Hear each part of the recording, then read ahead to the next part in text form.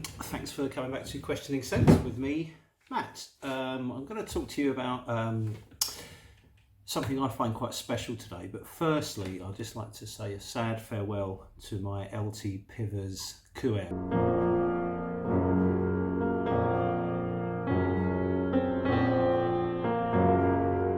which after the last video I managed to knock over and smash. Still a bit soon. Anyway, enough of that. Today I'm going to talk to you about this, which is Chopard Oud Malaki. Now, this is another blind buy, which I bought based on the reviews that I read on Fragrantica, and obviously I was quite hypnotised by the stunning bottle that it comes in. It's absolutely beautiful.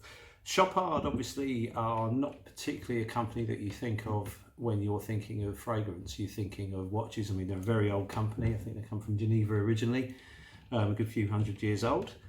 Luxury watches, we're talking big money watches, and luxury products seems to be their forte. Now, I wasn't aware that they made too many scents before I got this, but it transpires that they have got quite a few.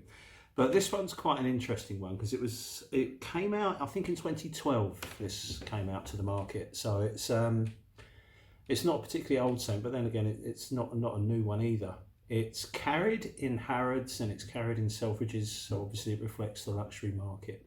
It is available online at some fairly decent prices. I got this in a presentation set that came with a shower gel as well, which was a nice touch.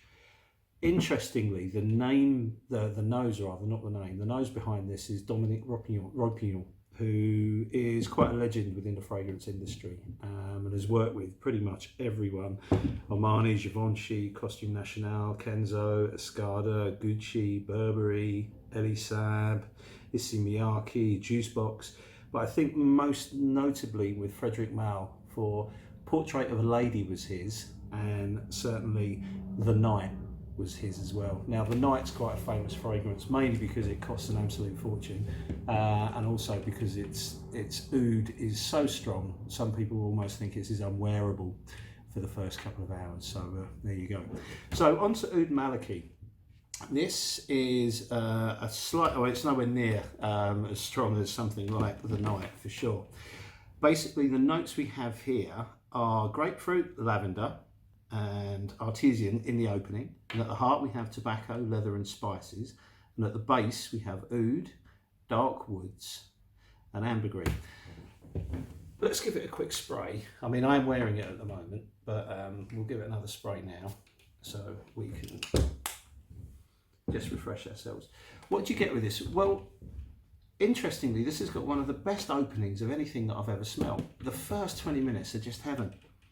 You get a blast of grapefruit which comes through, then you get spices, and then you get the oud. And the oud is a clean oud. It's not like skanky, it's not medicinal, and it's certainly not animalic in any way, shape or form.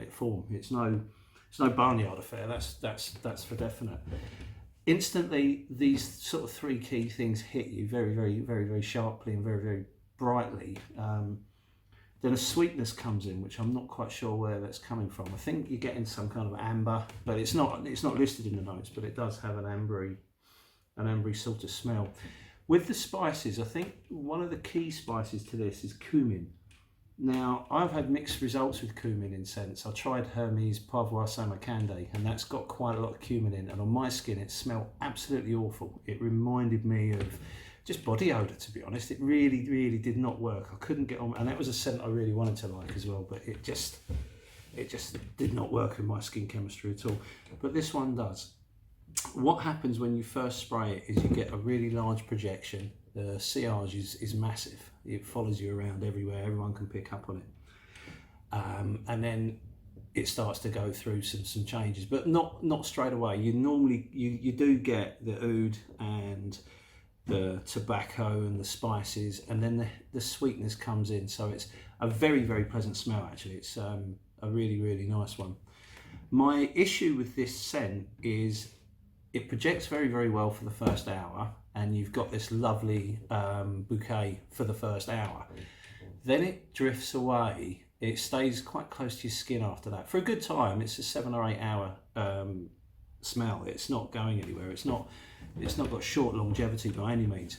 But the best bit is the opening, and it just doesn't last as long as you'd like it to. I mean, I do wear, you can see how much juice has gone through this. I do wear this a lot, but what I am guilty of doing is I keep topping up. We had some friends around for dinner, and I probably did their heads in, because every time I felt that it was dropping off, I just disappeared into my room and into the master bedroom and just kept spraying again. So yeah, it's just purely because the opening is so nice. The dry down is not unpleasant. You get a warm, cedary, woody note. I think there's amber, as I said earlier, that sort of kicks into it and just holds it in place. So it is good. I just wish the opening lasted longer.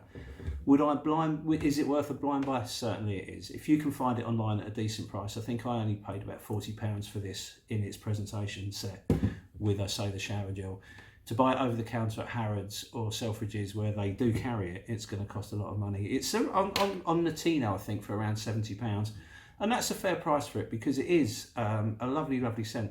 And the presentation, the bottle is just to die for. It's a real solid affair. The glass is really thick and heavy. You know, it's, in terms of how it looks on the shelf with your other bottles, it's stunning. I really, really like it. You know, it's a pretty thing for sure. So to take away from this, it's a really good scent. I really enjoy it.